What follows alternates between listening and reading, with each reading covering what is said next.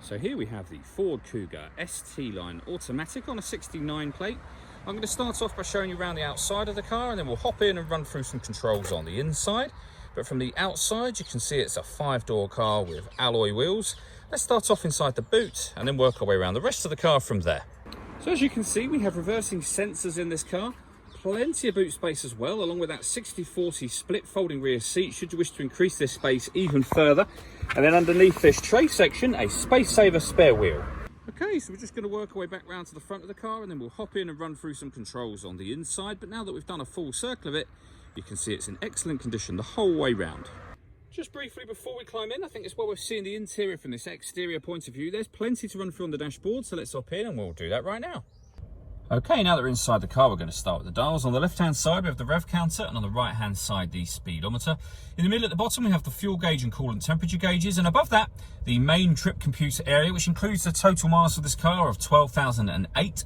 To the right-hand side of that, it will show you what gear this car is currently in. So we're in P for park at the moment in this automatic gearbox mode. Above that, we have a digital readout for the speedometer currently being displayed. You can change the information that's displayed there for various bits of individual trip computer and fuel economy information, or you can have these 4 pieces of information displayed there simultaneously, and then we're back round to the beginning again. And to do that, I was using these buttons just here, beneath which we have cruise control and speed limiter. Over on the right hand side of the steering wheel, we have stereo and phone controls, including voice activation for the phone. You can't use that until such time as you paired your phone up, which is done over on the touchscreen here. Just hit add device. Search for your vehicle on your device and select it once it is found. And then follow the instructions on screen from there. This car's also got satellite navigation, as you can see. There's a full video that shows how that works, which you can find on our website and also on our YouTube channel. When it comes to music, we have AM, FM and DAB radio. We have a CD player. We have Bluetooth audio as well, so you can stream your music wirelessly, as well as making and receiving phone calls.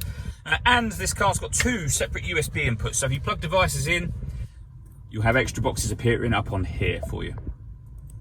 Working our way down, we have the main volume for the stereo. We then have the dual zone climate control. So you can adjust the passenger temperature, the driver temperature, the fan speed up and down. You can determine what way you'd like the air to be directed once it enters the vehicle.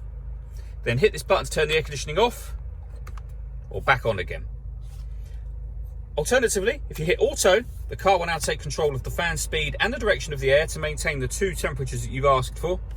You can override that simply by readjusting the fans and putting back on whatever setting you want it on here. We have a heated rear screen, a proper heated front screen as well.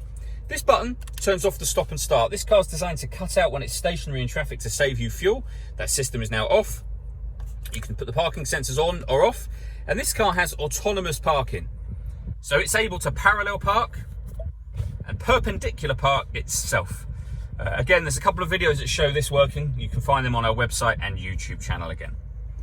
We then have the gear lever for the fully automatic gearbox, a 12-volt charging socket, an electronic handbrake, and then all the way back in the central armrest, the 2 USB inputs that I mentioned. All that leaves me to say is thank you for taking the time to watch this video. If you'd like to come and see the car in person and have a test drive, please feel free to call any of our MJA sites. We'd love to hear from you soon.